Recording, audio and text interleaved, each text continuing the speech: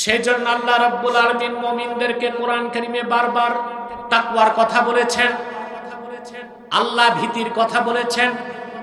যেমন আল্লাহ রাব্বুল আলামিন বলেন, ইয়া আইয়ুহাল্লাযীনা আমানুত্তাকুল্লাহা হাক্কা তুকাতিহি ওয়া লা তামুতুন্না ইল্লা ওয়া আনতুম মুসলিমুন। ঈমানদারগণ, তোমরা মহান আল্লাহকে যথাযথ ভয় করো। কোনো মূল্য নাই। আল্লাহর কাছে মর্যাদার মানদণ্ড হচ্ছে তাকওয়া। কে শ্বেতাঙ্গ, কে কৃষ্ণাঙ্গ, কে আরবি, কে অনারবি, এগুলোর কোনো মূল্য আল্লাহর কাছে। মূল্যায়নের মানদণ্ড কি? বিদায় হজ্জের ভাষণে আল্লাহর হাবিব সাল্লাল্লাহু আলাইহি ওয়াসাল্লাম ঘোষণা করেছেন, লা ফাদলা লিআরাবিয়্যিন আলা আজামি ইল্লা বিত্তাকওয়া। কোন অনারবির উপর কোন আরবির শ্রেষ্ঠত্ব নাই, শ্রেষ্ঠত্বের মানদণ্ড হচ্ছে তাকওয়া। যার তাকওয়া যত বেশি আল্লাহর কাছে তার দাম তত বেশি। আমরা আজকে সূরাতুল আনফাল থেকে একটি আয়াতের অংশ বিশেষ তেলাওয়াত করেছি। এই অংশটুকুকে কেন্দ্র করে নির্ভরযোগ্য মুফাসসির এবং মুহাদ্দিসগণের দৃষ্টিকোণ থেকে আপনাদের ইহকালীন কল্যাণ এবং পরকালীন মুক্তির জন্য কিছু দিক নির্দেশনা আমি তুলে ধরব ইনশাআল্লাহ। যদি আল্লাহ পাক আমাকেও আপনাদেরকে তৌফিক ভিক্ষা দান করেন, বলুন আল্লাহুম্মা আমিন। ভূমিকাতে একটি কথাই বলবো, আমরা এখানে যারা এসেছি, আসার পেছনে পার্থিব জাগতিক সামাজিক রাজনৈতিক কোনো স্বার্থ নাই। আছে? আমরা এসেছি আল্লাহ তার হাবিব সাল্লাল্লাহু আলাইহি ওয়াসাল্লামের রেজামন্দি হাসিল করার জন্য।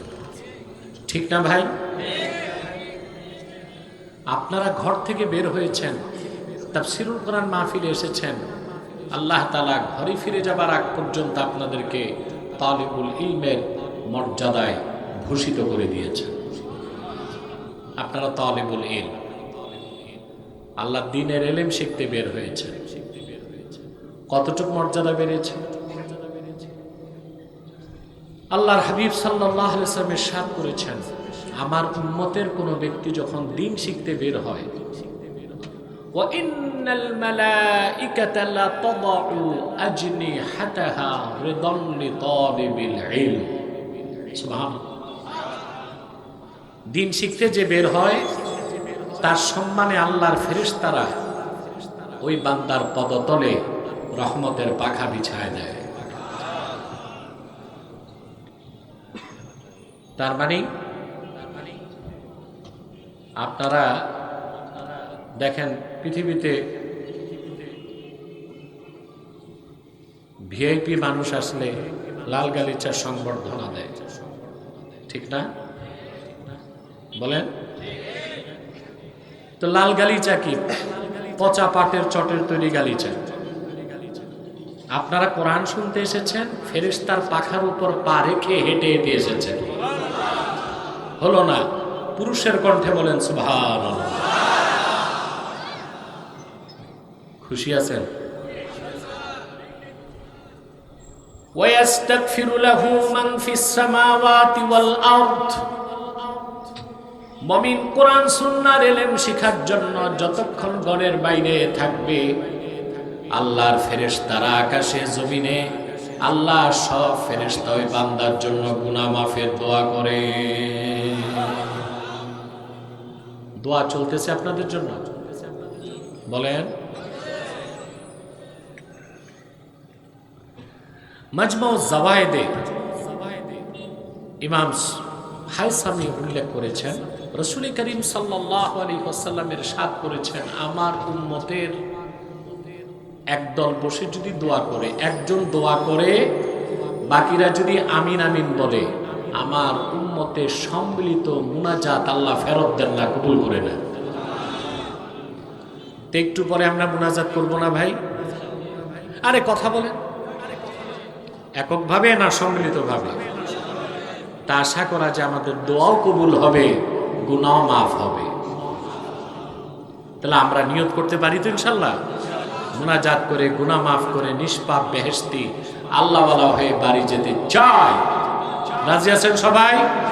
কে কে হাত তুলে আল্লাহ তাআলাকে দেখান।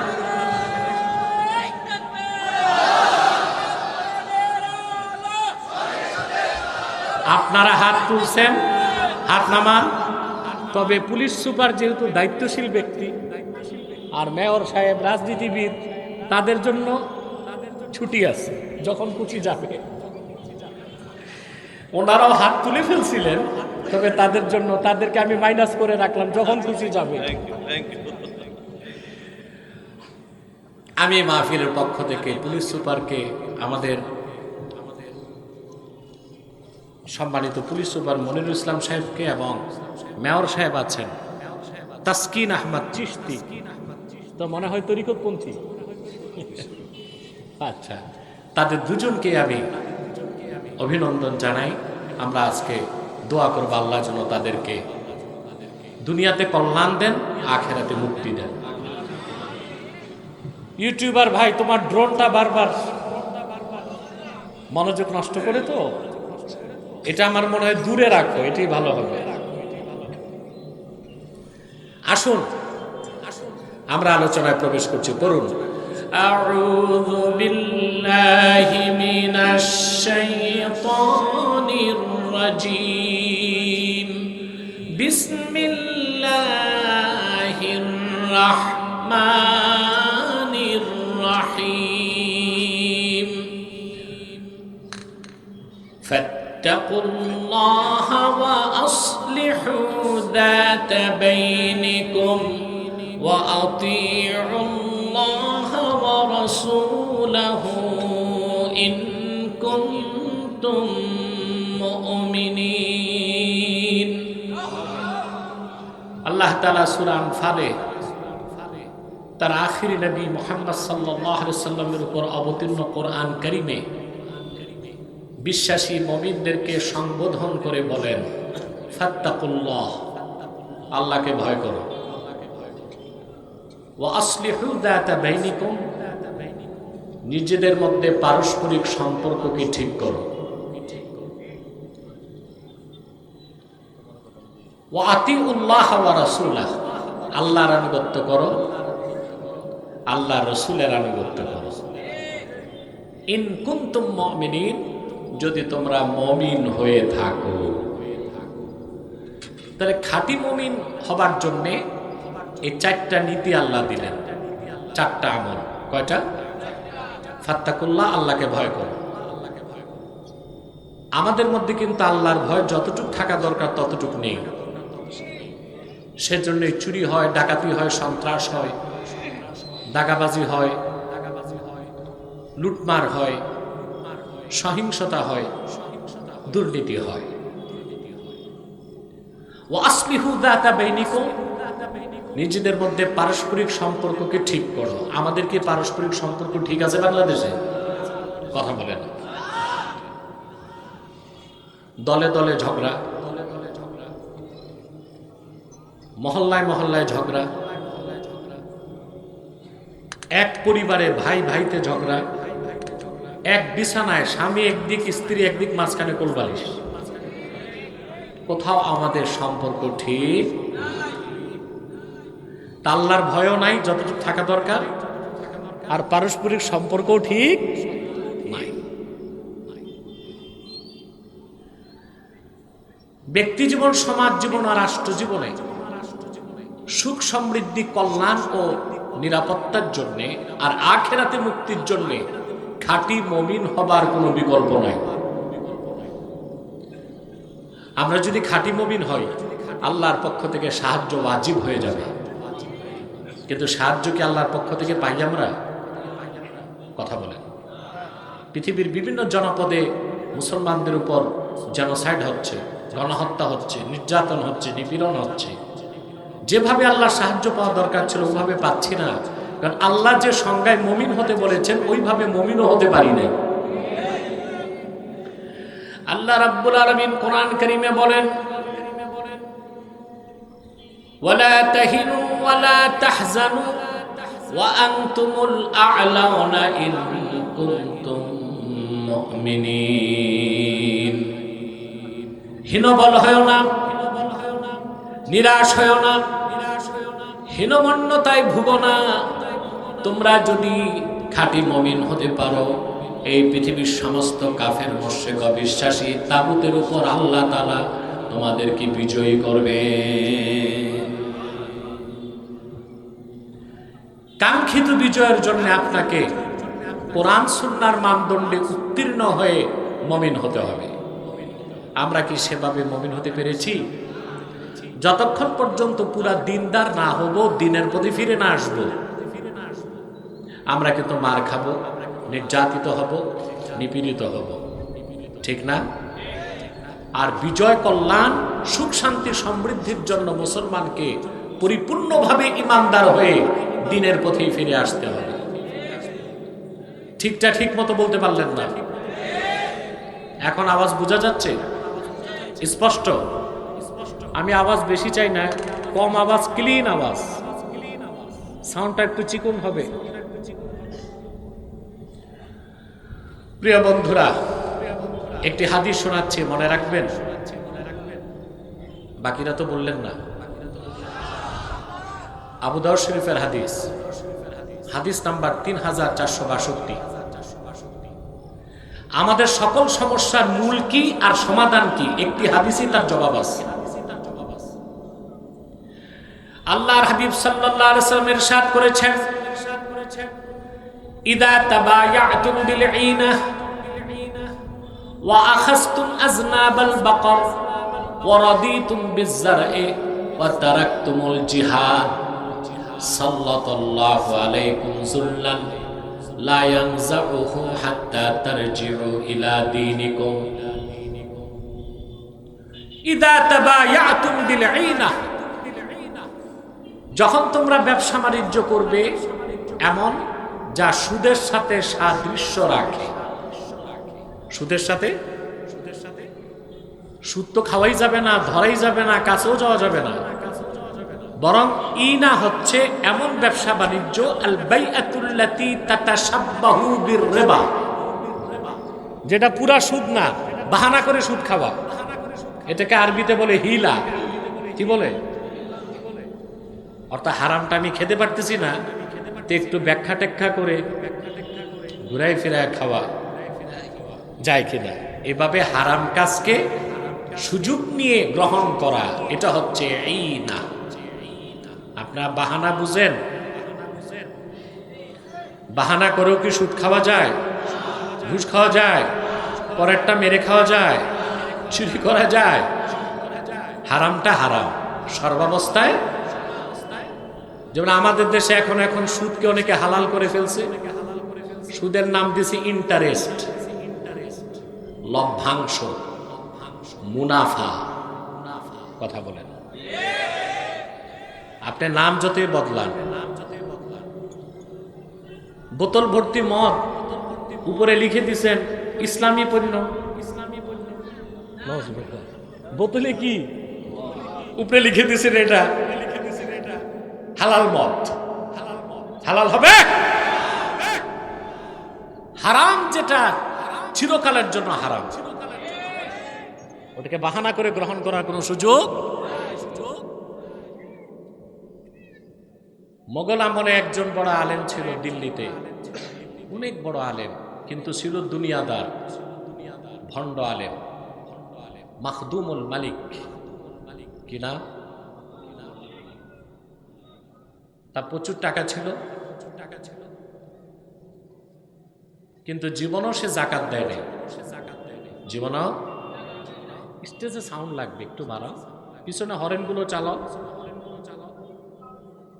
না না, বেশি সাউন্ড তো দরকার নেই, ক্লিন সাউন্ড দরকার। উৎকট আওয়াজের চেয়ে পরিষ্কার আওয়াজ ভালো। বোঝা যাচ্ছে না কথা? মনোযোগটা আমার দিকে দেন। আপনারা অনেকে দাঁড়িয়ে আছেন, আমি জানি না আপনারা কে কে খান বাহাদুর আহসানুল্লাহ নাতিপুতি। আল্লাহর হস্তে মাটির মানুষ, মাটিতে বসে যান। মাহফিলের পরিবেশটা যত সুন্দর করবেন আপনার কবর জীবন তত সুন্দর হবে। কারণ এটা কোনো মেলা না, এটা কোনো অরস না, সার্কাস না, আউল বাউল ফাউলদের অনুষ্ঠান না, এটা কোরআন কারীমের মাহফিল। আদবের সাথে বসে যান। কথা শুনতেছেন? মাকদুমুল মালিকের টাকার অভাব ছিল না, কিন্তু জীবনও যাকাত বাহানা করত। কিভাবে করত বলবো? যাকাত কার উপর ফরজ? মুমিন মুসলিম নেসাব পরিমাণ সম্পদ যার আছে, 52.5 তোলা রূপা তৎপরিমাণ নগদ, 7.5 তোলা সোনা তৎপরিমাণ নগদ। এখন সোনা রূপার কারেন্সিতে বিস্তর পার্থক্য, এই জন্য রূপাটাই ধরতে হবে। নগদ বর্তমানে যার 60 থেকে 65,000 টাকা থাকবে বাংলাদেশে, আর 1 বছর ঘুরবে। হালা আলাইহিল হাওল, 1 বছর ঘুরতে হবে। তাহলে আপনার উপর যাকাত কি হবে? আর যে 1 বছর না ঘুরে হবে না। মাকদুমুল মালিক কি করত? যাকাত না দিতে তার সম্পদ 1 বছর হওয়ার আগেই সে তার বউকে হাদিয়া করে দিত। যাকাত মাফ। আবার বউয়েরটা 1 বছর হওয়ার আগে স্বামীরে হাদিয়া করে দিত। এটা কৌশল না ধোঁকাবাজি? এইভাবে সারা জীবনে সে আর যাকাত দেয় না। আব্দুল্লাহ ইবনে মুবারক বলেছেন, ইউখাদিউনাল্লাহ কান্নামা ইউখাদিউনাস সিবিয়ান। দুনিয়াদার আলেমেরা আল্লাহ তাআলাকে ধোঁকা দিতে যায় সেভাবে বড়রা বাচ্চাদের যেভাবে ধোঁকা দেয়। নাউজুবিল্লাহ বলবেন না? তো এখন বাংলাদেশে অনেকে সুদকে গ্রহণ করছে ইন্টারেস্ট নামে, লভ্যাংশ নামে। এটা হচ্ছে সুদের মতো হারাম জিনিস খাওয়ার একটা কৌশল বের করা। এটাকে হাদিসে বলা হয়েছে এই না, কি বলা হয়েছে? ইযা তাবায়াতুম বিল ঈনা। আল্লাহর হাবিব সাল্লাল্লাহু আলাইহি সাল্লাম ১৫০০ বছর আগে উম্মতকে সাবধান করছেন, যখন তোমরা লেনদেন ব্যবসা বাণিজ্যের ক্ষেত্রে সুদের সাদৃশ্যকে অবলম্বন করবে, ওয়া আখাযতুম আযনাবাল বাকার, গরুর লেজকে আঁকড়ে ধরবে, ওয়া রাদিতুম বিযারঈ, কৃষিকাজ ব্যবসাতে সন্তুষ্ট হবা, দিনের কাজ ছেড়ে দিবা, ওয়া তারাকতুমুল জিহাদ, জিহাদকে বাদ দিবা, সাল্লাল্লাহু আলাইকুম যুল্লা, আল্লাহ বেইজ্জতি আর অপমানকে তোমাদের উপর সুপর্দ করে দিবে। লা ইয়ানজাউহু হাত্তা তারজিউ ইলা দীনিকুম। সে সমস্ত দিন বিরোধী কাজ, হারাম কাজ, নাফরমানি বাদ দিয়া যতক্ষণ তোমরা পুরাপুরি দিনে ফিরে না আসবা, সেই অপমান, অপদস্থতা, জিল্লত আল্লাহ তোমাদের গর্দান থেকে উঠাবেন না। তাহলে ভাইরা, এই হাদিস থেকে স্পষ্ট বোঝা যায় এই পৃথিবীর কল্যাণ, সুখ সমৃদ্ধি, অর্থনৈতিক মুক্তি, সামাজিক মুক্তি, রাজনৈতিক মুক্তি, পরকালের মুক্তি, ইহকালের কল্যাণ, পরকালের মুক্তির জন্য আপনাকে কোরআন সুন্নাহর নীতিকে বিশ্বাস করে খাঁটি মুমিন হতে হবে। আর ঈমান ও ইসলামের উপর প্রতিষ্ঠিত হলে এসব আপনি নিশ্চয়তা পেতে পারেন। ঠিক না? তাহলে আমরা খাঁটি মুমিন হব? কথা বলেন। খাঁটি মুমিন হতে আল্লাহ 4টা কাজ দিয়েছেন। কয়টা? ফাত্তাকুল্লাহ, আল্লাহকে ভয় করো। ওয়া আসলিহু যাতা বাইনিকুম, নিজেদের মধ্যে পারস্পরিক সম্পর্ককে ঠিক করো। ওয়া আতিউল্লাহ ওয়া রাসূলাহ, আল্লাহর আনুগত্য করো, রাসূলুল্লাহ সাল্লাল্লাহু আলাইহি ওয়াসাল্লামের আনুগত্য। আল্লাহর হাবিব নিজের কথা বললেন, আমার আনুগত্য করো। ইন কুনতুম মুমিনিন, যদি তোমরা মুমিন হওয়ার দাবি করে থাকো। আমরা কি ভাই 4টা কাজ করব? এখন সংক্ষেপে আমি একটু ব্যাখ্যা দিচ্ছি। ফাত্তাকুল্লাহ, আল্লাহ আল্লাহকে ভয় করতে বলছেন, ঠিক না? নামাজের কথা আল্লাহ নামাজ পড়তে বলেছেন কোরআন শরীফে ৮০ বারের বেশি। স্টেজে কথা হলে তো আমার ডিস্টার্ব হয়। আল্লাহ নামাজ পড়তে বলছেন ৮০ বারের বেশি, আর আল্লাহকে ভয় করতে বলেছেন ২৫০ বারের বেশি। কতবার নামাজ পড়তে বলছেন? কতবার? আর ভয় করতে বলছেন? কারণ সমস্ত কল্যাণ ও নেক আমলের মূল চালিকা শক্তি হচ্ছে তাকওয়া, আল্লাহর ভয়। এটা ছাড়া মানুষ কখনো মানুষ হতে পারে না। তাকওয়াটাই মানুষের মধ্যে আর পশুর মধ্যে পার্থক্য সৃষ্টি করে দেয়। সেজন্য আল্লাহ রাব্বুল আলামিন মুমিনদেরকে কোরআন কারীমে বারবার তাকওয়ার কথা বলেছেন, আল্লাহ ভীতির কথা বলেছেন। যেমন আল্লাহ রাব্বুল আলামিন বলেন, ইয়া আইয়ুহাল্লাযীনা আমানু তাকুল্লাহা হাক্কা তুকাতিহি ওয়া লা তামুতুন্না ইল্লা ওয়া আনতুম মুসলিমুন। ঈমানদারগণ, তোমরা মহান আল্লাহকে যথাযথ ভয় করো। কোনো মূল্য নাই। আল্লাহর কাছে মর্যাদার মানদণ্ড হচ্ছে তাকওয়া। কে শ্বেতাঙ্গ, কে কৃষ্ণাঙ্গ, কে আরবি, কে অনারবি, এগুলোর কোনো মূল্য আল্লাহর কাছে। মূল্যায়নের মানদণ্ড কি? বিদায় হজ্জের ভাষণে আল্লাহর হাবিব সাল্লাল্লাহু আলাইহি ওয়াসাল্লাম ঘোষণা করেছেন, লা ফাদলা লিআরাবিয়্যিন আলা আজামি ইল্লা বিত্তাকওয়া। কোন অনারবির উপর কোন আরবির শ্রেষ্ঠত্ব নাই, শ্রেষ্ঠত্বের মানদণ্ড হচ্ছে তাকওয়া। যার তাকওয়া যত বেশি আল্লাহর কাছে তার দাম তত বেশি। কোরআন কারীম আল্লাহ তাআলা স্পষ্ট করে দিয়েছেন। আল্লাহ রাব্বুল আলামিন বলেন, ইয়া আইয়ুহান নাসু ইন্না খালাকনাকুম মিন যাকারিন ওয়া উনসা ওয়া জাআলনাকুম শুউবান ওয়া ক্বাবাইলা লিতাআরাফু ইন্না আকরামাকুম ইনদাল্লাহি আতকাকুম। আল্লাহ রাব্বুল আলামিন বলেন, হে মানব জাতি, আমি তোমাদেরকে সৃষ্টি করেছি একজন নর থেকে, আরেকজন নারী থেকে। অতঃপর তোমাদেরকে বিভিন্ন সম্প্রদায় এবং বংশে আমি বিন্যস্ত করেছি।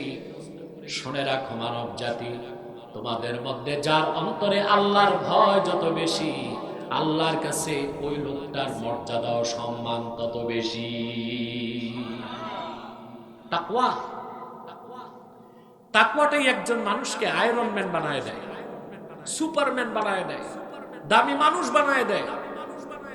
তাকওয়ার মাধ্যমে একজন মুমিন আল্লাহর ওলি হয়ে যেতে পারে বলেন সুবহানাল্লাহ।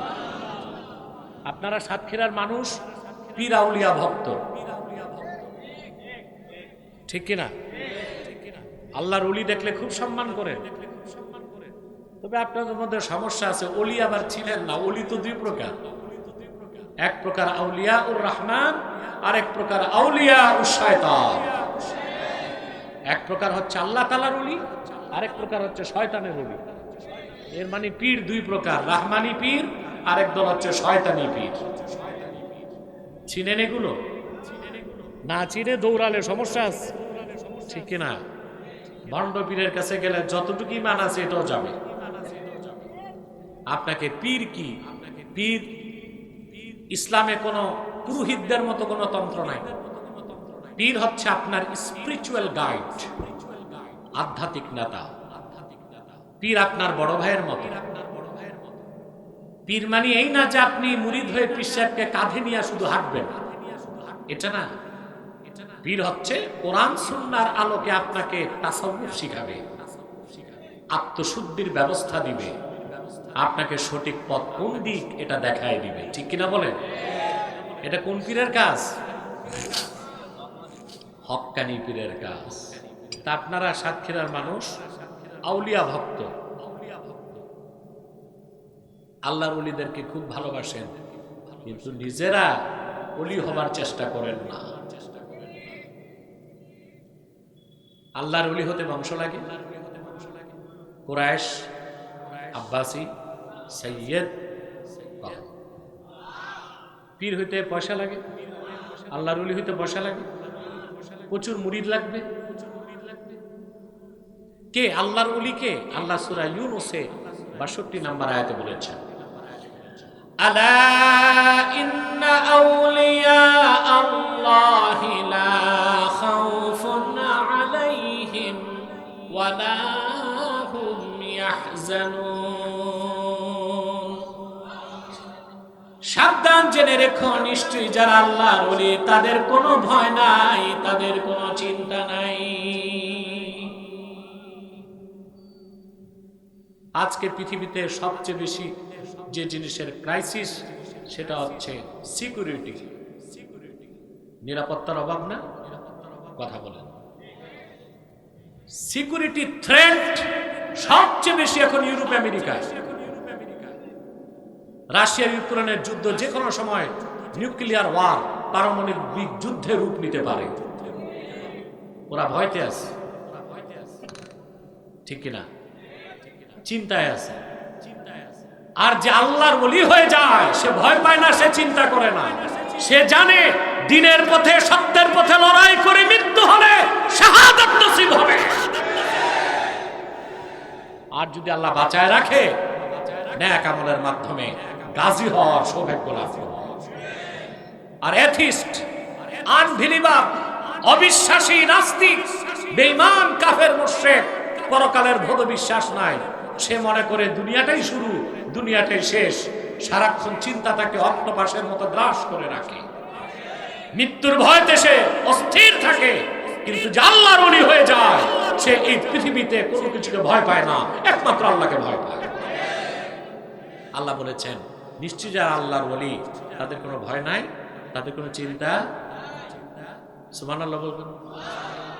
সিকিউরিটি থ্রেটও নাই, হাইপার টেনশনও। সুবহানাল্লাহ। এর চেয়ে শান্তি আছে কিছু? কাদের? যারা আল্লাহর ওলি। এখন আল্লাহর ওলি কারা? আল্লাহ আবার সূরা ইউনূসের ৬৩ নম্বর আয়াতে বলে দিয়েছেন, আল্লাযীনা আমানু ওয়া কানু ইয়াত্তাকুন। যারা ঈমান এনেছে আর হৃদয় থেকে আল্লাহকে ভয় করে মুত্তাকি হয়ে গেছে, তারা প্রত্যেকেই আল্লাহর ওলি হয়ে গেছে।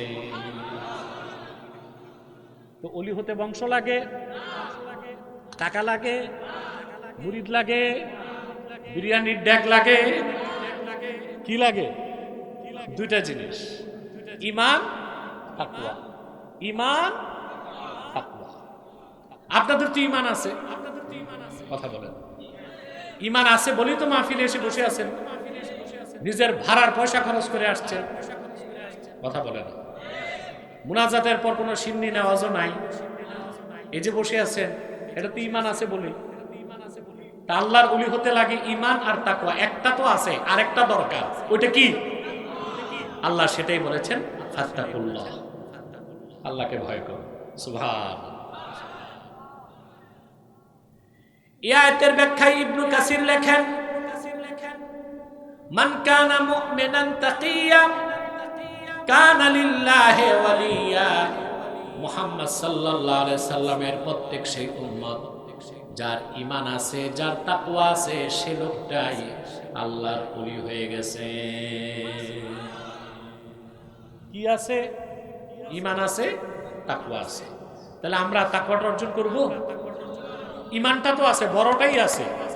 এখন যদি তাকওয়াটা অর্জন করতে পারি, আল্লাহর ওলির কাতারে আমাদের জায়গা হয়ে যাবে। বলেন সুবহানাল্লাহ।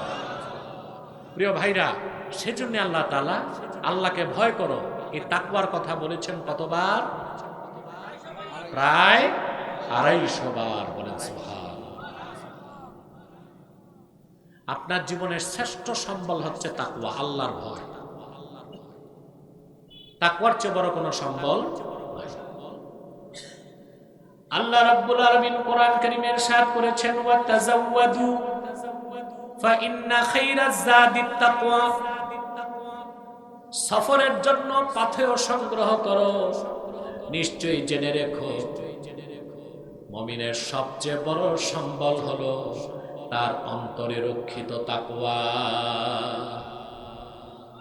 তাজাওয়াদু, তাজাওউদ থেকে তাজাওয়াদু এর মানে ইত্তেখাজু জাত, সফরে যাওয়ার জন্য খাদ্য প্রস্তুত করা। এটাকে আরবিতে বলে কি? জাত। জাত কি বলে ভাই? ঘুমাও, দেখবো, টেস্ট করবো। কে কে ঘুমান? হাত উঠান।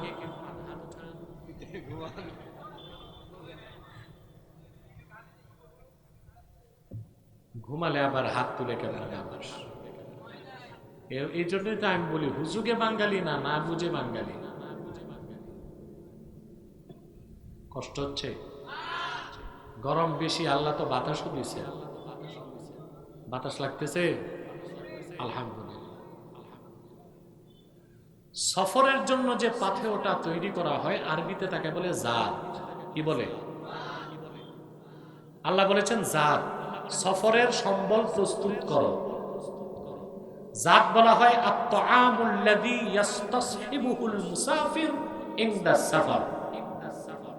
মুসাফির সফরে বের হলে সাথে যে খাদ্য রাখে ওইটাকে বলা হয় কি? জাত। মনে করুন আপনি সাতক্ষীরা থেকে ঢাকা যাবেন, হোটেলে বসে 3টা পরোটা খাইছেন, এটা তাআম। এটা কি? আর পথে খাইতে 3টা পরোটা প্যাকেট করে পকেটে রাখছেন, ওইটা কি? এই তো বুঝে গেছেন, মাশাআল্লাহ, খুব সহজে বুঝে গেছেন। পকেটে যে 3টা রাখছেন ওইটার নাম কি? জাত। মূলত আল্লাহ হুকুমটা করছেন হাজিদেরকে, ওয়াতাজাওয়াদু, হাজিরা হজ করতে যাবা, সফরের জন্য কিছু খাদ্য সঞ্চয় করো। রাসূল করিম সাল্লাল্লাহু আলাইহি সাল্লামের নূরের জামানায় সাহাবায়ে কেরাম যখন হজ করতে যেতেন শুকনা গোশত, ছাতু এগুলো সঙ্গে নিতেন। আল্লাহ বলে দিয়েছেন ফাইন্না খাইরাজ যাদিত তাকওয়া, এগুলো আসল সম্বল না, হাজিদের আসল সম্বল হচ্ছে তাকওয়া। হাজিদের জন্য হুকুমটা খাস, বাকিদের জন্য আম। কারণ আমরা প্রত্যেকটা মানুষ এই দুনিয়ায় মুসাফির, আমরা অন্তহীন যাত্রার দিকে চলছি। কথা বলে না? আমাদের অবস্থান ছিল আলামে আরওয়াহে, সেখান থেকে আমরা যেখানে আছি এটা আলামে আসবাব, বস্তু জগৎ। এখান থেকে আমরা চলে যাব আলামে বারজাখ, কবরের জগৎ। সেখান থেকে আমরা আরেকটা জগতে উঠব, হাসর ময়দান। সেখান থেকে ফাইনাল ডেস্টিনেশন 2 জায়গায়। ইমানদাররা চলে যাবে জান্নাতে, কাফেররা যাবে জাহান্নামে। তখন যে সফর শেষ, এখন আমরা সফরে আছি কিনা বলেন? কথা বলে না? প্রত্যেক সফরের জন্য যদি পাথেয় লাগে, সম্বল লাগে, আখিরাতের সফরের জন্য সম্বল কি? একটু জোরে বলেন আলহামদুলিল্লাহ। আপনারা বুঝতেছেন, আমি বুঝতে পারলাম। এই আখিরাতের সফরে আপনার বাড়ি গাড়ি, বিত্ত বৈভব, সহায় সম্পদ এই একটাও আপনার পাথেয় না, সম্বল না।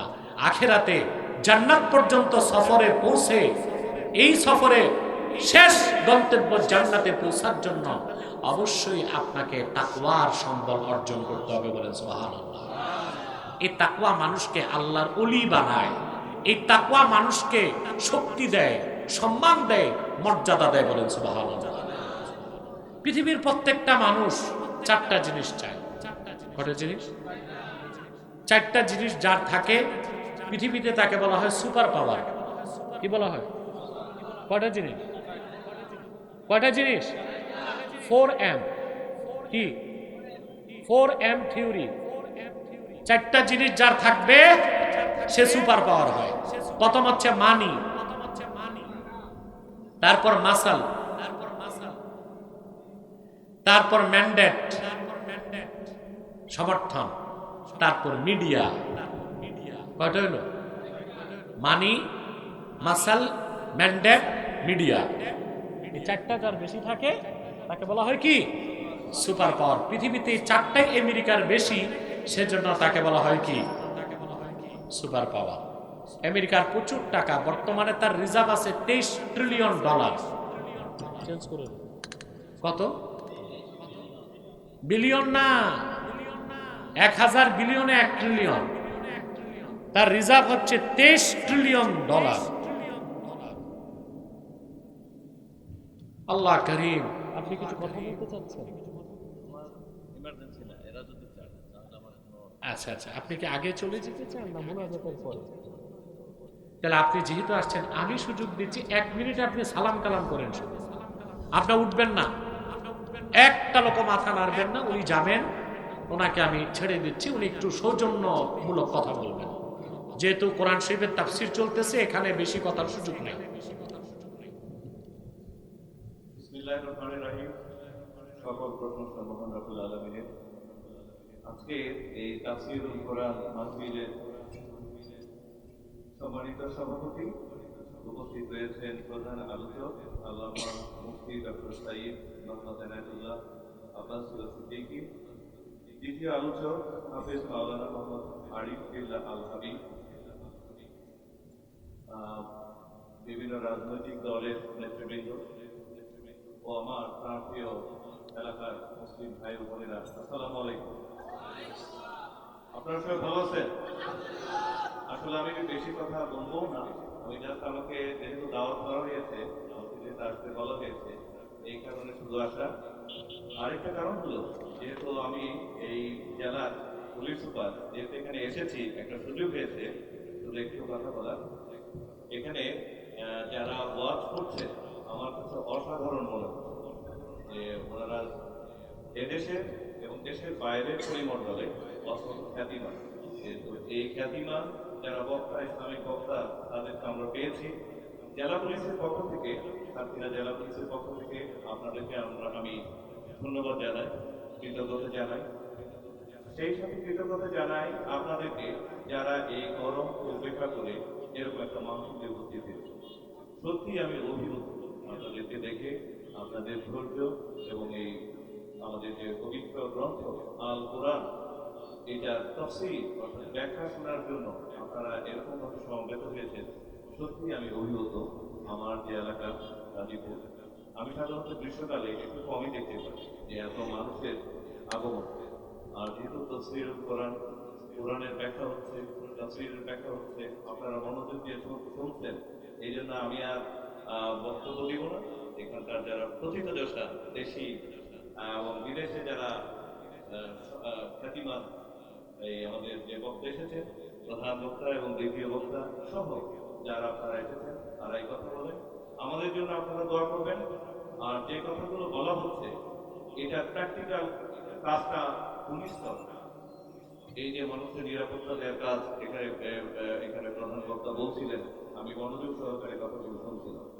এই কাজগুলো পুলিশ দিনে এবং রাতে, আমরা যদি শুধুমাত্র ভালো হয়ে যায়, অর্থাৎ যে গ্রন্থকে বলা হয় যে কমপ্লিট ফুড অফ লাইফ, সম্পূর্ণ জীবন বিধান আল কোরআন, আমাদের মহানবী সাল্লাল্লাহু আলাইহি সাল্লামের প্রতি যে হাদিস, যে ওনার যে কথাবার্তা, যে জীবন আচরণ, যে হাদিস শরীফ, এটা যদি আমরা অনুকরণ করি, তাহলে কিন্তু আমাদের সমাজে খুন, হত্যা, ধর্ষণ, চাঁদাবাজ কোনো কিছুই কিন্তু থাকে না। মায়ের প্রতি দায়িত্ব, সন্তানের প্রতি দায়িত্ব, আমাদের প্রতিবেশীর প্রতি দায়িত্ব, এগুলো কিন্তু আমাদের সুন্দর মতো চলে আসে। আমরা যে আইন চর্চা করি, সেই চর্চা সব কিছুর মূল কথাগুলো কিন্তু বলছেন আমাদের যে বক্তা এখানে রয়েছেন, খ্যাতিমান বক্তা রয়েছেন, মূল কথাগুলো তারা বলছেন।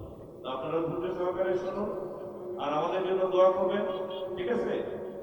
আর আপনাদের জন্য আমরা সব সময় জাগ্রত রয়েছি, আমাদেরকে সেরকম ভাবে দোয়া করবেন। আর আপনাদের যে বক্তা রয়েছেন, আপনাদের প্রতিও দাবি রইল আমাদের জন্য দোয়া করবেন। সবাই ভালো থাকবেন। জি, আসসালামু আলাইকুম।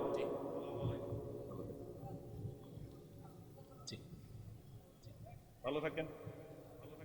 بلغ العلا بكماله كشف الدجى بجماله حسنت جميع خصاله صلوا عليه وآله بلغ العلا بكماله كشف الدجى بجماله حسنت جميع خصاله صلوا عليه وآله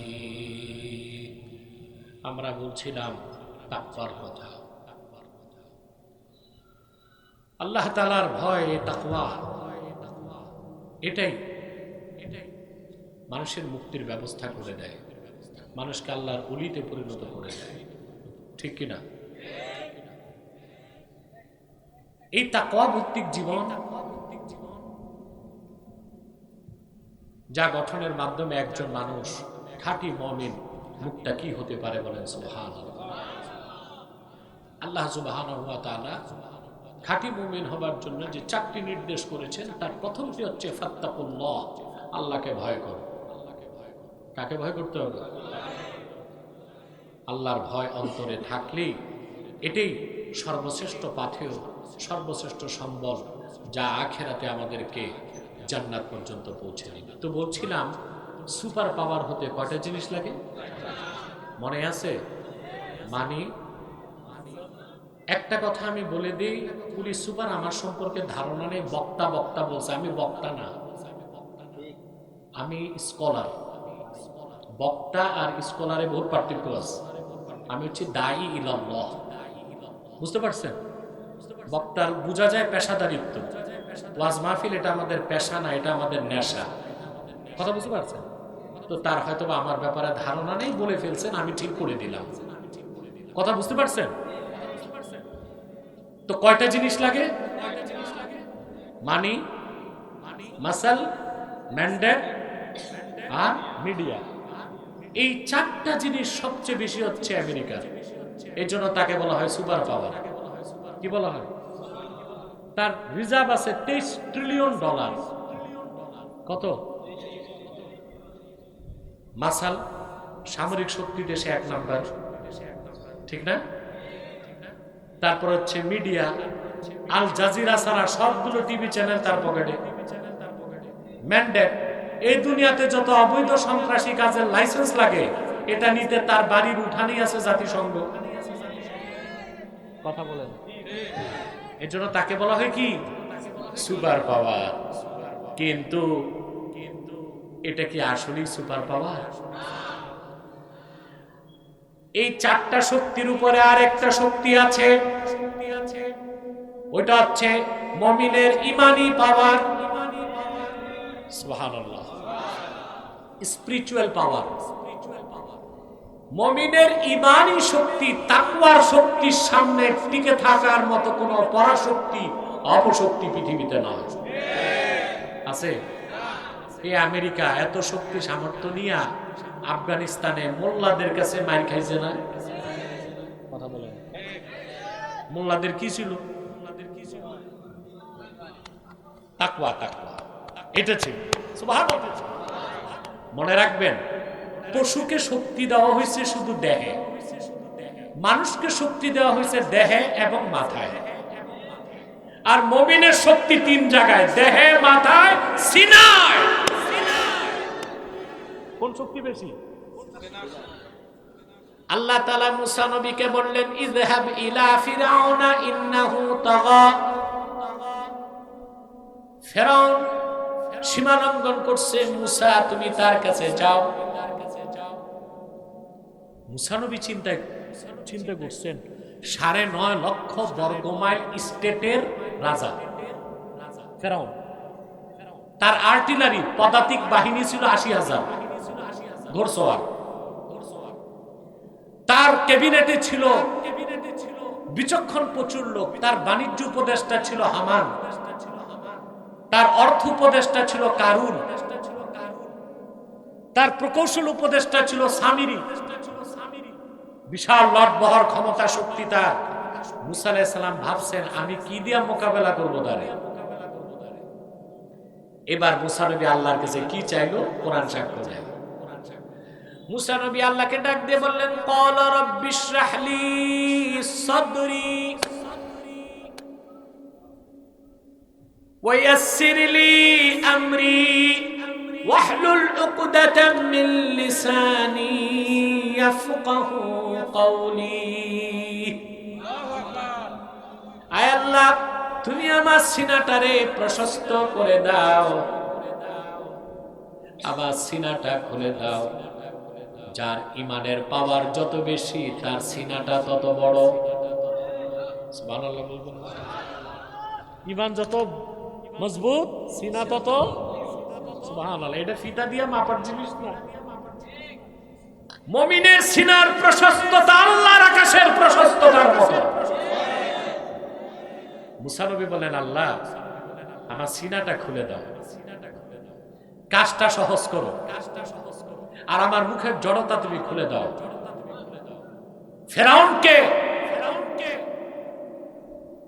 কাউন্টার দিতে হযরত মুসা আল্লাহর কাছে দৈহিক শক্তি চাইলেন না সিনার শক্তি? এই তাকওয়ার মাধ্যমে আল্লাহ মুমিনকে সিনার শক্তি দেন। সুবহানাল্লাহ। আল্লাহর হাবিব ইরশাদ করেছেন, মান আহাব্বা ইয়াকুনা আকরামান নাসি ফালইয়াত্তাকিল্লাহ ওয়া মান আহাব্বা ইয়াকুনা আশাদ্দান নাসি ফালইয়াতাওয়াক্কাল আলাল্লাহ। তোমাদের মধ্যে যে ব্যক্তি সম্মান চায় সে যেন মহান আল্লাহকে ভয় করে, আর তোমাদের মধ্যে যে ব্যক্তি শক্তি চায় সে যেন আল্লাহর উপর ভরসা রাখে। একটা তাকওয়া, একটা তাওয়াক্কুল, একটা তাকওয়া, একটা তাওয়াক্কুল। সাউন্ডটা কমে গেছে মাইকম্যান, আর কয়েক মিনিট আমি সময় দিব, কষ্ট হবে না তো? সবাই ঠিক আছে? মজবুত আছেন? আমি আয়াতের ব্যাখ্যাটা সংক্ষিপ্ত দিয়েই আপনাদেরকে বিদায় দেবার প্রস্তুতি নিব ইনশাআল্লাহ। ঠিক আছে?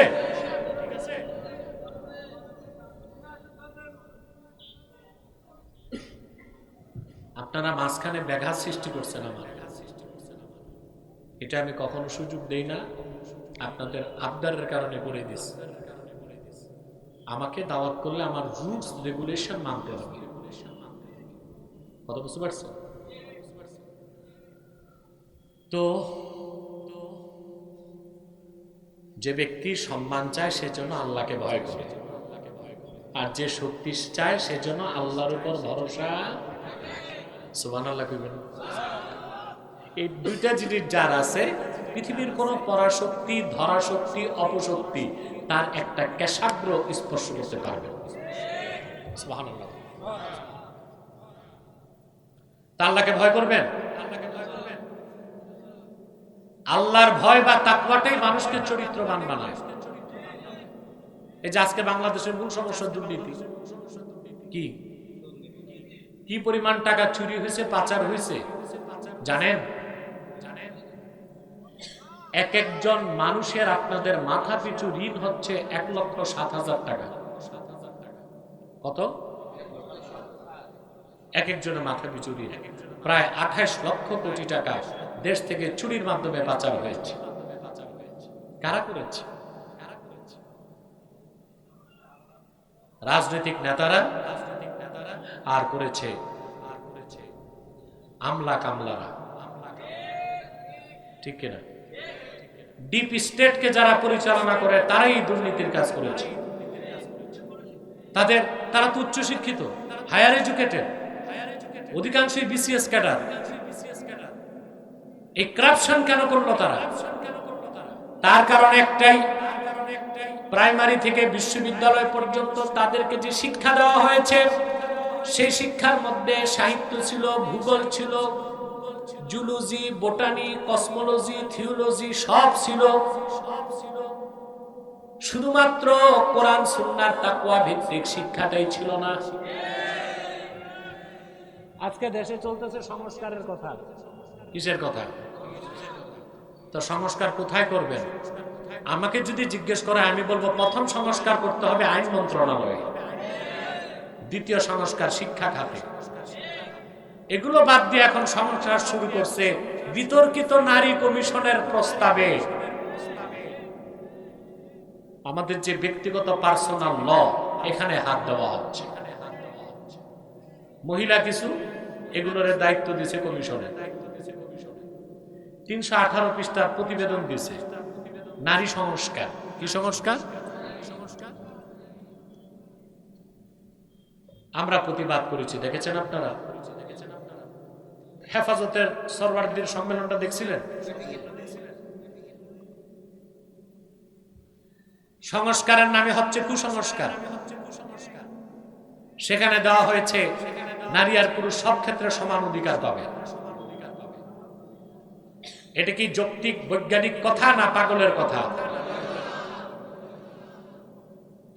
সকল ক্ষেত্রে নারী পুরুষ সমান অধিকার, এ তো শুধু ইসলাম বিরোধী কথা না, সম্পূর্ণ অবৈজ্ঞানিক এবং অযৌক্তিক।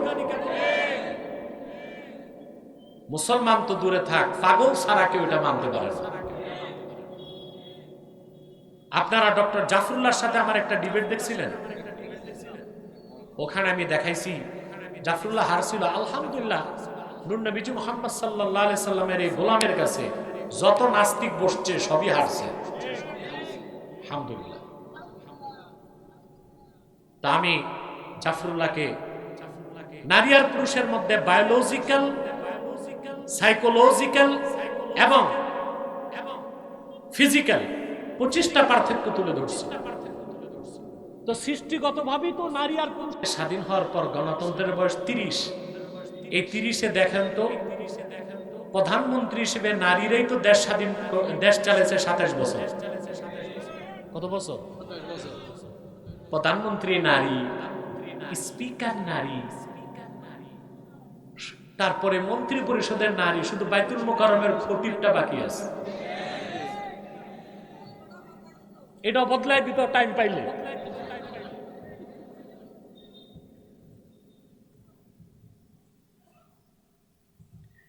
এগুলো আমার কাজ না, এটি রাজনৈতিক নেতারা বলবে। বুঝতে পারছেন?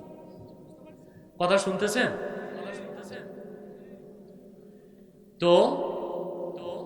খুব মনোযোগ দিয়ে শোনেন। বাংলাদেশে 30 বছরের গণতন্ত্রের বয়সে 27 বছরই নারী, আর যুক্তরাষ্ট্রে গণতন্ত্রের বয়স পার হয়েছে 218 বছর।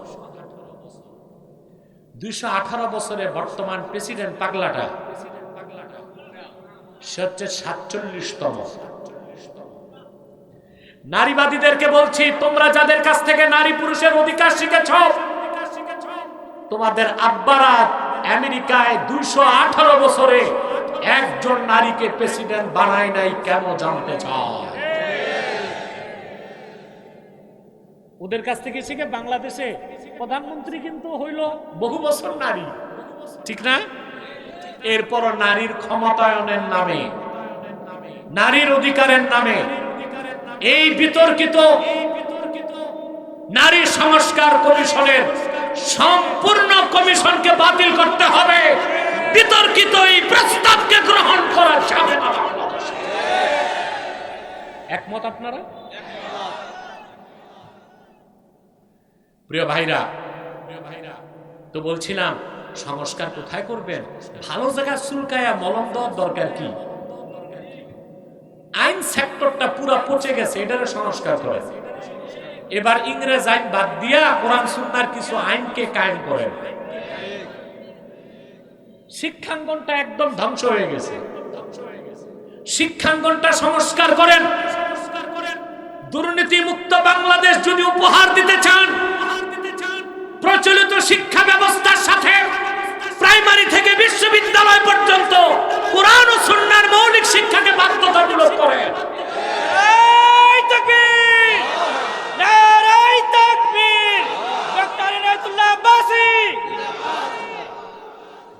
এটা সংস্কার হবে। নতুবা বড় বড় অফিসার পাবেন, বড় বড় চোর হবে।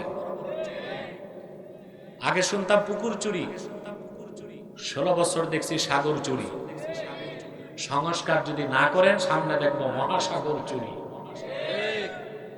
হেনরি কিসিঞ্জার বলেছিল, দেশ স্বাধীনের পর বাংলাদেশ তলাবিহীন ঝুড়ি, আর 2024-এ আমরা দেখলাম ঝুড়িবিহীন তলা। আগে কিছুটা ভালো ছিল না? কথা বলে না। তলাবিহীন আর এখন ঝুড়িবিহীন, কিচ্ছু নাই, সব গেছে চোরের মারবাড়ি।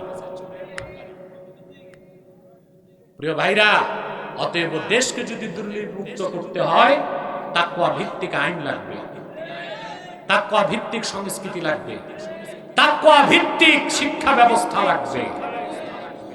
আমার দেশে শিক্ষাঙ্গনকে সংস্কার করে তাকওয়া ভিত্তিক শিক্ষাকে যদি বাধ্যতামূলক করা হয়, আমরা যোগ্য ম্যাজিস্ট্রেট পাবো, ডিসি পাবো, পুলিশ সুপার পাবো, সচিব পাবো, উপসচিব পাবো। একদিকে তারা হবে বড় অফিসার, আর একদিকে তারা হবে আল্লাহওয়ালা মুত্তাকি। তখন কি দুর্নীতি ধরতে দুদক লাগবে? কথা বলেন। এখন তো মানুষ দুর্নীতি করতে ভয় পায় যদি দুদকের কমিশনার দেখে।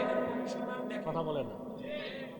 কিন্তু যার হৃদয়ে মহান আল্লাহর ভয় আছে, সে 7 কামরার ভিতরেও গুনার কাজ করে না। সে জানে আল্লাহর পক্ষ থেকে 2 জন কমিশনার 2 কাঁধে বসে আছে। আছে না? এই 2 কমিশনারের নাম কি? মাশাআল্লাহ। মুমিন আল্লাহর ভয় যার অন্তরে আছে, দুর্নীতি দমন কমিশনকে সে ভয় পায় না,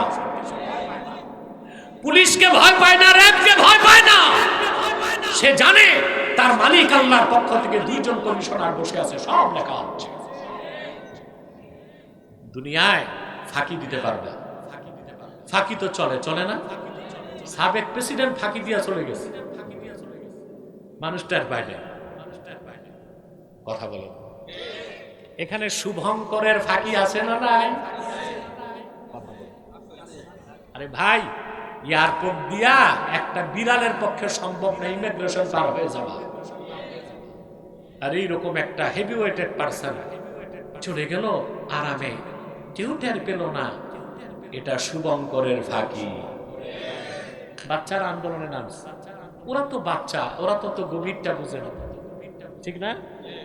আমরা বুঝেও কিছু বলতে পারছি না। আমাদের দ্বিতীয় হচ্ছে ওয়েট এন্ড সি, অপেক্ষা করো আর দেখতে থাকো। আল্লাহর পক্ষ থেকে একটা ফয়সালা অবশ্যই এদেশে মুসলমানের পক্ষে হবে, ইনশাআল্লাহ। হবে না? এই বিশ্বাস আছে? এই পৃথিবীর মানুষের চোখ ফাঁকি দেওয়া যায়, মহান আল্লাহ তাআলা ওনার কুদরতের চোখকে ফাঁকি দেওয়া যায় না। আমি একটা ছোট্ট ঘটনা বলছি। উসুদুল গাবা হাদিসের কিতাব, আসমাউর রিজালের কিতাবে এসেছে। ওমর রাদিয়াল্লাহু তাআলা আনহুর ছেলে ছিল আব্দুল্লাহ ইবনে ওমর। নাম শুনছেন না ভাই? আরেকবার টেস্ট করব আমি, কে কে ঘুমান হাত উঠান। হ্যাঁ, আমি না করলে তো আর।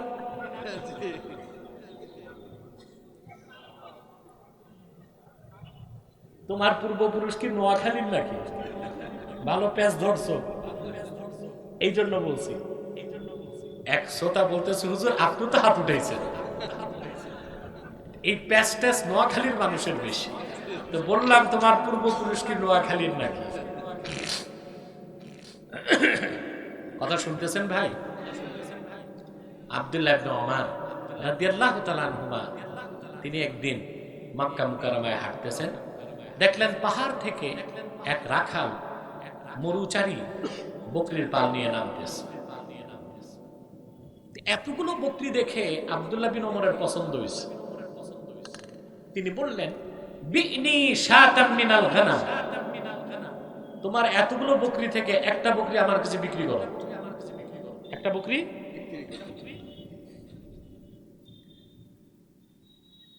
রাখাল বলল, হুজুর আমি তো রাখাল, বকরির মালিক না, বিক্রি করার অনুমতি নাই। বলে বাহ। তিনি অবাক হয়ে গেছেন যে একটা রাখালের ভিতরে কি তাকওয়া। তাকে টেস্ট করতে আব্দুল্লাহ বিন ওমর বললেন, তা এক কাজ করো, একটা বকরি বিক্রি করে টাকাটা পকেটে রেখে দাও।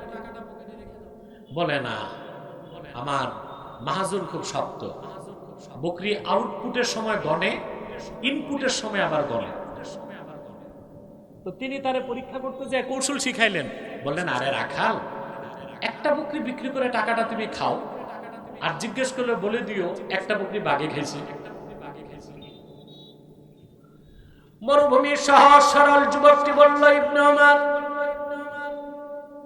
একটি বকরি বিক্রি করে টাকাটা পকেটে রেখে দিব। মহাজন জিজ্ঞেস করলে বলবো একটা বকরি বাগে খেয়েছে, সে তো মেনে নিবে। কিন্তু আপনার কাছে আমার প্রশ্ন, ফা আইনাল্লাহ, তা আল্লাহ কোথায়? অর্থাৎ আল্লাহ তো ইলমান কুদরাতান সব জায়গায়। আমি যে দুর্নীতি করব আমার মনিব টের পাবে না, আল্লাহ রাব্বুল আলামিনের কাছে আমি কি হিসাব দিব? এই ভৌত বিশ্বাসের নাম তাকওয়া। এই তাকওয়া যে অফিসারের ভিতরে আছে, সে কি কলম ঠেকায় ফাইল ঠেকায় ঘুষ খাবে?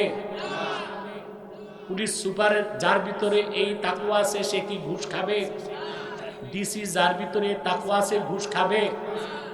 আমলা যার ভিতরে তাকওয়া আছে, সে কি ঘুষ খাবে? তাহলে দুর্নীতিমুক্ত সমাজ ও রাষ্ট্র গঠনের জন্য তাকওয়ার কোনো বিকল্প। আমরা প্রথম হুকুমটা আল্লাহ তাআলার প্রথম হুকুমটা ব্যাখ্যা নিলাম, ফাত্তাকুল্লাহ, আল্লাহকে ভয় করো। আমরা আল্লাহকে ভয় করব তো ভাই? ওয়া আসলিহু যাতা বাইনিকুম, নিজেদের মধ্যে সম্পর্ককে ঠিক করো। করব তো ইনশাআল্লাহ। কিভাবে করব? আমরা কোন মুসলিমের গায়ে হাত দিব না। কথা বলো। নিছক রাজনৈতিক স্বার্থে কোন মুসলিমের গায়ে হাত দিব না, তার সম্পদে হাত দিতে পারবো না। এই অনুমতি আল্লাহর পক্ষ থেকে। আল্লাহর হাবিব ইরশাদ করেছেন, আল মুসলিমু মান সালিমাল মুসলিমুনা মিন লিসানিহি ওয়া ইয়াদিহি, পরিপূর্ণ মুসলিম তো সেই যার হাত এবং জবানের অনিষ্টতা থেকে অন্য মুসলমান নিরাপদ থাকে। হাদিসের ব্যাখ্যায় বদরুদ্দিন আইনি উমদাতুল কারিতে লিখেছেন, আলামাতুল মুসলিমিল কামিল সালামাতুল মুসলিমিনা মিন লিসানিহি ওয়া ইয়াদিহি, একজন পরিপূর্ণ মুসলিমের আলামত এটাই যে তার হাতের অনিষ্টতা আর জবানের অনিষ্টতা থেকে অন্য মুসলমান নিরাপদ থাকবে।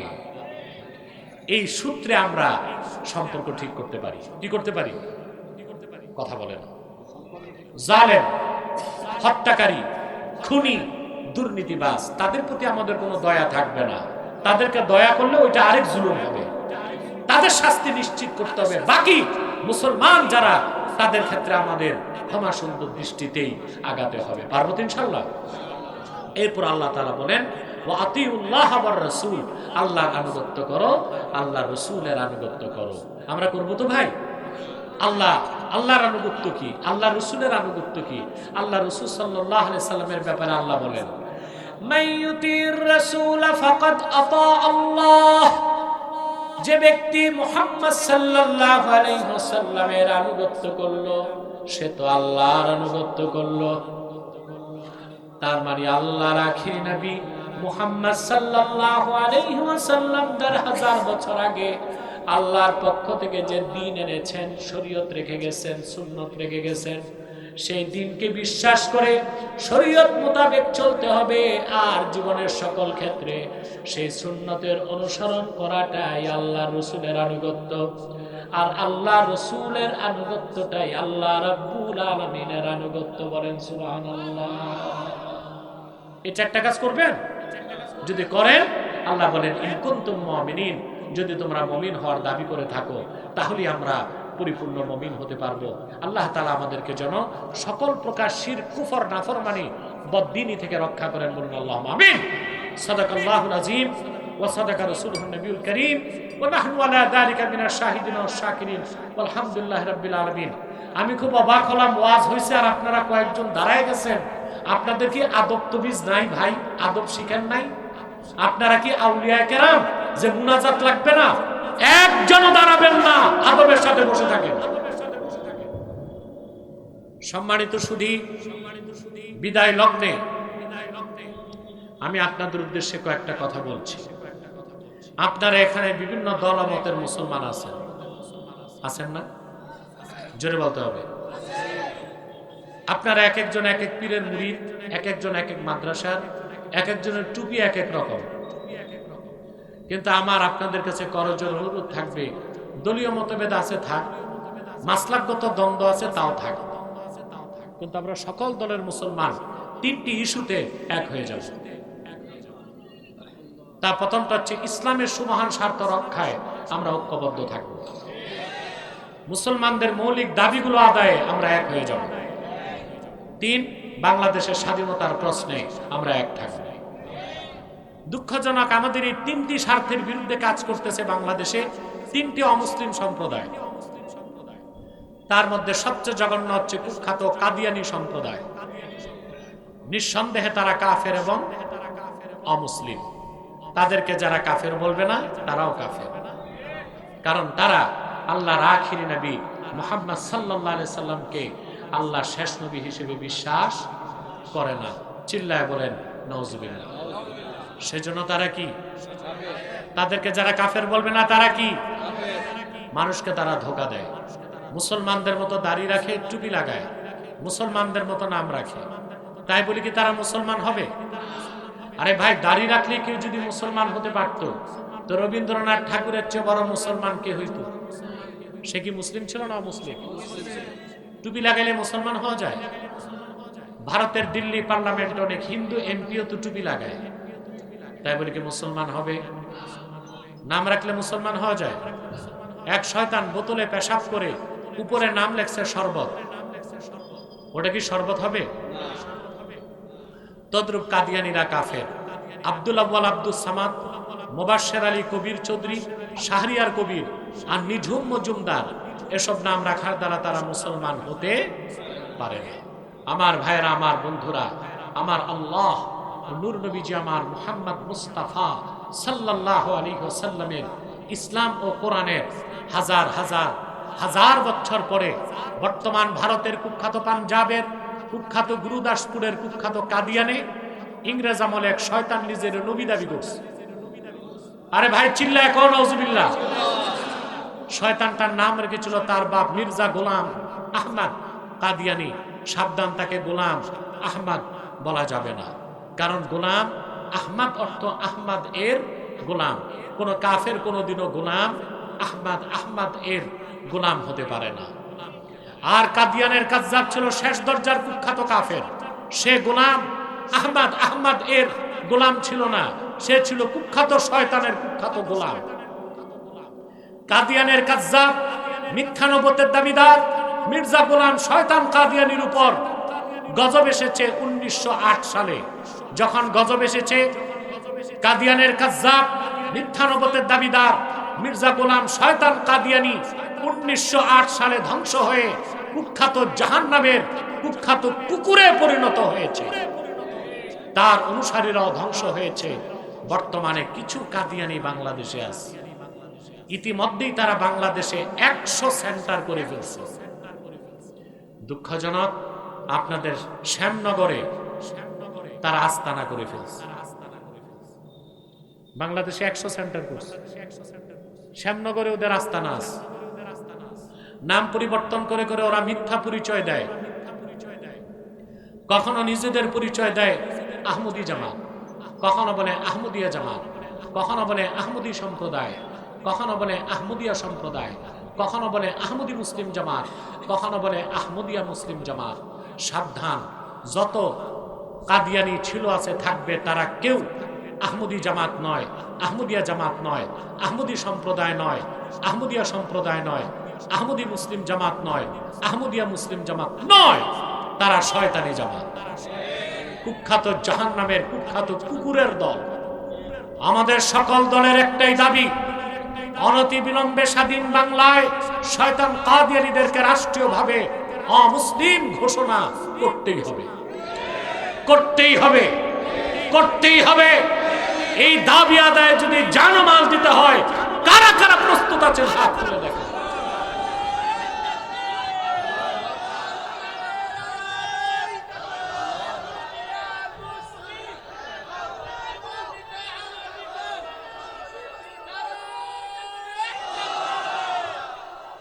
সম্মানিত সুধী, তাদেরকে অর্থনৈতিক সহযোগিতা করবেন না? করেন? জি করেন। প্রাণ কোম্পানির যত জিনিস তাদের, সেজান কোম্পানির জুস তাদের, RFL এর পণ্যগুলো তাদের, আর প্রথম আলো নামের প্রথম অন্ধকার পত্রিকা, ডেইলি স্টার, কালের কণ্ঠ, এগুলো তাদের। এগুলো ধরবেন না, কিনবেন না, বেচবেন না। সবচেয়ে জঘন্য হচ্ছে প্রথম আলো। এটা তো প্রথম আলো না, প্রথম অন্ধকার। এটার কাজই হচ্ছে ইসলাম আর মুসলমানের বিরোধিতা করা। এখনো দেশকে ধ্বংস করার জন্য বাংলাদেশে মার্কিন যুক্তরাষ্ট্রের হস্তক্ষেপ যেন নিশ্চিত হয়, সেজন্য প্রথম আলো আর ডেইলি স্টার কাজ করে যাচ্ছে। আমার তো মনে হয় এনসিপি বা ছাত্রদের উচিত প্রথম আলো আর ডেইলি স্টার নিষিদ্ধের জন্য রাজপথে নামা। এই ক্ষেত্রে পিছিয়ে থাকলে দেশের ক্ষতি হয়ে যাবে। এই পণ্যগুলো ধরবেন না, কিনবেন না, বেচবেন না, মনে থাকবে মুসলমান। আরেকটা মুসলিম সম্প্রদায় আমাদের ক্ষতি করছে, এটা হচ্ছে ঈসাই জামাত, খ্রিস্টানদের একটা গোপন দল। এরা মাঠে নেমেছে 1975 সালে। এই পর্যন্ত 2.5 লক্ষ মুসলিম পরিবারকে তারা খ্রিস্টান বানিয়েছে। তাদের টার্গেট হচ্ছে পার্বত্য চট্টগ্রাম আলাদা করে একটা খ্রিস্টান রাষ্ট্র বানাবে। কাজ কিন্তু শুরু হয়ে গেছে করিডোরের নামে। এই করিডোরের ব্যাপারে দেশের রাজনীতিবিদরা একদম চুপ, অথচ আমি সরওয়ার্দীর ভাষণে করিডোরের বিষয়টা বলেছি। এই করিডোরটা যে দেওয়া হলো, এটা দেশের স্বাধীনতায় বড় আঘাত আসবে। কারণ করিডোর দেওয়ার মানে হচ্ছে এখান থেকে অস্ত্র, গোলা বারুদ, রসদ যাবে আরাকান আর্মির কাছে। তো তাদের শত্রু বার্মা আর্মি হামলা করবে বাংলাদেশ। বার্মার পক্ষ নিবে রাশিয়া, চায়না, বাংলাদেশের পক্ষ নিবে আমেরিকা। পাটার পুতার ডলায় দেশ। তখন আসবে আমেরিকা শান্তি মিশনের নামে, আর এসে এই বিশ্ব চোর আমাদের খনিজগুলোকে চুরি করে নিয়ে যাবে। অতএব আমি এখনো বলে যাচ্ছি, নিরন্তর বলে যাচ্ছি, আমাদের সকল রাজনৈতিক দলগুলোকে স্বাধীনতার প্রশ্নে এক জায়গায় আসা উচিত, ঠিক কিনা? খ্রিস্টান মিশনারি এই কাজগুলোকে করে যাচ্ছে, খ্রিস্টান সংখ্যা বাড়াচ্ছে। আপনাদেরকে এই ব্যাপারে সতর্ক হতে হবে। আরেকটা বাতিল ফেরকা হিজবুত তাওহীদ, এটাও মাথা চারা দিচ্ছে। এটা এত জঘন্য, এদের আকীদা হচ্ছে নামাজ হচ্ছে ব্যায়াম। ওযু থাকলেও নামাজ হবে, ওযু ছাড়াও নামাজ হবে। তাদের আকীদা, নারী আর পুরুষ যদি বিবাহ নাও করে, পারস্পরিক সম্মতির মাধ্যমে ফিজিক্যাল রিলেশন করতে পারে, জেনাটাকে তারা কোনো গুনাহ মনে করে না। তাদের আকীদা দাজ্জাল বলতে কিছু নাই, আমেরিকায় দাজ্জাল। এটা কেন বলে জানেন? দাজ্জাল হত্যা করতে কে নামবে? কিয়ামতের আগে কে নামবে? ঈসা ইবনে মারিয়াম। নবী পরিচয় দিবে না, এসে উম্মতে মুহাম্মাদি পরিচয় দিবে। উনি দাজ্জালকে হত্যা করবে। এই নুজুলে ঈসা, ঈসার আকাশ থেকে অবতরণের বিষয়টা বিশ্বাস করাটা মিন ওয়াজিবাতিল ইসলাম। এটা যে বিশ্বাস করবে না, সে কাফের হয়ে যাবে। ঈসা যে নামবে আকাশ থেকে, এটা যে বিশ্বাস করবে না, সে কি কাফের হয়ে যাবে। এটা তো বলতে পারে না, বলে দাজ্জাল বলতে তো কিছু নাই, তার মানে ঈসা নামার দরকার কি? দেখেন কত জঘন্য আকীদা তাদের। এই হিজবুত তাওহীদের ব্যাপারেও সাবধান, সতর্ক থাকবেন। পারবেন তো ইনশাআল্লাহ? এসব ক্ষেত্রে সকল মাসলাকের মুসলমান একসাথে কাজ করবেন। হেফাজতে ইসলাম, জামাত, শিবির, খেলাফত, কওমি আলিয়া, কোনো দ্বন্দ্ব করবেন না। এই তিন সার, এই আমাদের যে কথাগুলো বললাম, সকল প্রকার কাফের, মুশরিক, রামবাম, নাস্তিকদের বিরুদ্ধে দেশের স্বাধীনতা রক্ষায় আর মুসলমানদের মৌলিক দাবি আদায়ে সকল মাসলাকের মুসলমান একসাথে কাজ করবেন। আহলে হক, আহলে সুন্নাত এক প্ল্যাটফর্মে কাজ করবেন। মনে রাখবেন আমার স্লোগান, মাসলাক যার যার, দ্বীন ইসলাম সবার। আমার টুপি আমার কাছে, আমি চাপাই দিব না, তুমি আমার টুপি পরো। আর তুমি আবার বলতে পারবে না আমার টুপি বেদাত। আমারটা আমার কাছে, তোমারটা তোমার কাছে। মাসলাক যার যার, দ্বীন ইসলাম সবার। বলেন তো স্লোগানটা, মাসলাক যার যার, দ্বীন ইসলাম সবার। মনে থাকবে? আর মাসলাকগত যে দ্বন্দ্ব, এটা তো থাকবেই। এটা তো আর বাহাস মুনাজারা করে আর শেষ করা যাবে না। যাবে, বুঝানো যাবে, সংলাপের মাধ্যমে আনা যাবে আমাদের কাছে। আল্লাহ আমাদেরকে হেদায়েত করে বলুন আল্লাহুম্মা আমিন। আমি মুনাজাতের প্রস্তুতি নিচ্ছি। 11 বার ইস্তেগফার পড়ুন, 1 বার সূরা ফাতিহা পড়ুন, 3 বার সূরা ইখলাস পড়ুন।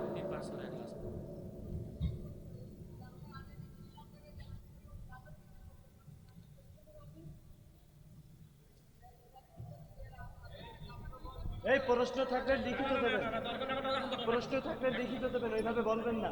আচ্ছা, উনি তো মুরব্বী, লিখতে হবে না, এসে কানে কানে বলেন তাকে। আসেন এখানে এসে বলেন।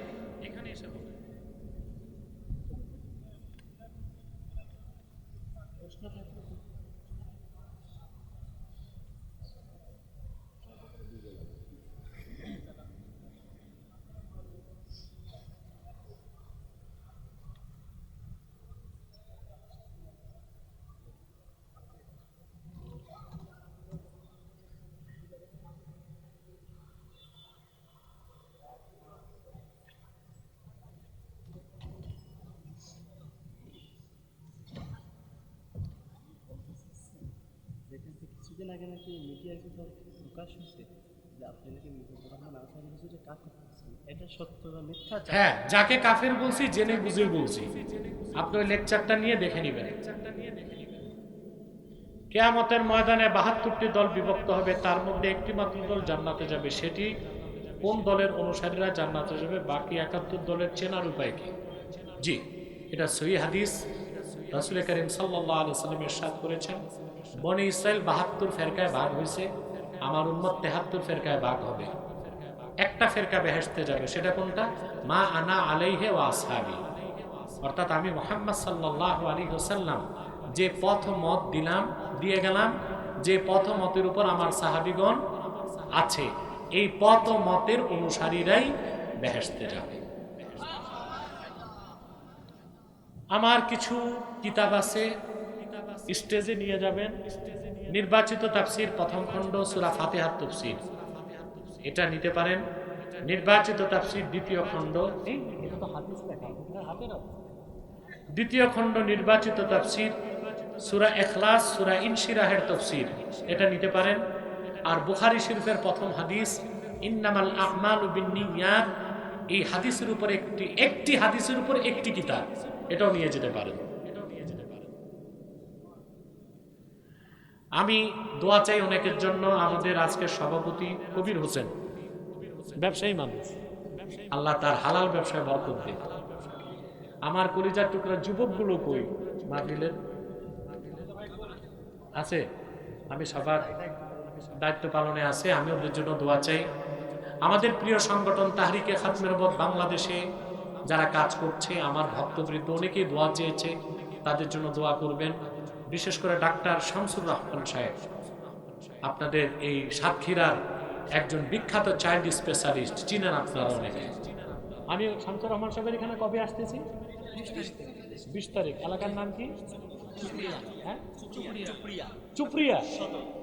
চুপড়িয়া সদরে আসতেছি। গত 2 বছর আগে আসছিলাম, 1 বছর আগে হেলিকপ্টারে আসছিলাম দিনে। তো এবার খুব ডাক্তার সাহেবের অনুরোধ, রাতে আমি তারিখ দিয়েছি, আসবো ইনশাল্লাহ 20 তারিখ চুপুরিয়া। যাবেন তো ইনশাল্লাহ? নিয়ত করেন, মরে গেলেও সওয়াব পাবেন। আমার স্নেহের বুলবুল হোসেন, তারপর আনোয়ারুল ইসলাম, ইয়াসিন আলী, আব্দুল আজিজ, আলমগীর, রবিউল ইসলাম, কই রবিউল কই? ওরে তো দেখলাম না। হ্যাঁ, আব্দুল্লাহ, আমার ছাত্র আব্দুল্লাহ, আলহামদুলিল্লাহ আপনাদের এলাকারই সন্তান মুফতি আব্দুল্লাহ আল আমিন, আমার এখানে পড়াশোনা করছে, এখন আমাদের প্রতিষ্ঠানই খেদমত করতেছে। তো তার জন্য দোয়া করবেন। আর আমি আমার স্নেহের কামারি আছে, তার জন্য দোয়া করবেন। একটা প্রশ্ন এসছে, আইন মন্ত্রণালয় ও স্থানীয় সরকার মন্ত্রণালয়ের জমিতে মন্ত্রণালয়ের অনুমতি ও অনুমোদন ব্যতীত ঈদগাহ এবং জামে মসজিদ করা হলে সেখানে ঈদের নামাজের জামাত করা যাবে কি? দেখুন, আপনাকে মসজিদ বা মাদ্রাসা করার জন্য মিলকিয়াত হাসিল করতে হবে, অর্থাৎ ব্যক্তি থেকে কিনে নিতে হবে। সরকারি প্রতিষ্ঠান হলে অনুমোদন লাগবে। যেটা আপনারা ভুল করেই ফেলেছেন, ঈদগাহ হয়ে গেছে, মসজিদ হয়ে গেছে, এখন আর নামাজ বন্ধ করবেন না, এখন বরং অনুমতিটা নিয়ে নেবেন।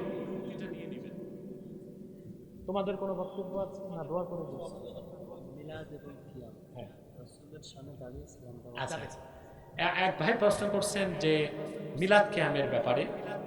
মিলাদ শরীফ নিয়ে কোনো প্রশ্নই চলবে না, কারণ মিলাদ হচ্ছে আল্লাহর হাবিব সাল্লাল্লাহু আলাইহি ওয়াসাল্লামের জন্ম বৃত্তান্ত। কোরআনেও আছে, হাদিসেও আছে, সিরাতের কিতাবেও আছে। আল্লাহর হাবিব মুহাম্মদ সাল্লাল্লাহু আলাইহি ওয়াসাল্লামের জন্ম বৃত্তান্ত শুনতেছেন? ওয়ালাদা ইয়ালিদু ওয়ালাদা থেকে মিলাদত জন্ম বৃত্তান্ত। আর মিলাদুন নবী মানে আল্লাহর হাবিব মুহাম্মদ সাল্লাল্লাহু আলাইহি ওয়াসাল্লামের জন্ম বৃত্তান্ত আলোচনা করা, শোনা, আলোচনা করাও মস্ত বড় ইবাদত, শোনাও মস্ত বড় ইবাদত।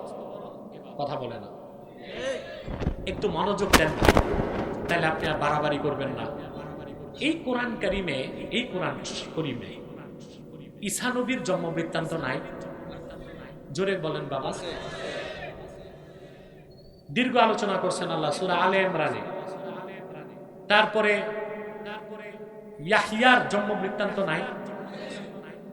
ঈসার মা মরিয়মের জন্ম বৃত্তান্ত নাই? হযরত ইব্রাহিমের জন্ম বৃত্তান্ত নাই? হযরত ইসহাকের জন্ম বৃত্তান্ত নাই? তো যদি কোরআন শরীফে হযরত ইসহাকের, হযরত ইয়াকুবের, হযরত ঈসার, হযরত ইয়াহইয়ার জন্ম বৃত্তান্ত থাকে, যে কোরআন নাজির হলো মুহাম্মদ সাল্লাল্লাহু আলাইহি সাল্লামের উপর, ওনার জন্ম বৃত্তান্ত মিলাদ কোরআনে থাকবে না, এটা কি কোনো সুস্থ মানুষের কথা হইতে পারে? আছে, অসংখ্য আয়াতে আছে। এর মধ্যে উল্লেখযোগ্য আছে, লাকাদ জাআকুম রাসূলুম মিন আনফুসিকুম আজিজুন আলাইহি মা আনিতুম হারিসুন আলাইকুম বিল মুমিনিনা রাউফুর রহিম। হাদিসের কিতাবে তো মিলাদের উপর অনেক পরিচ্ছেদ আছে। তিরমিজি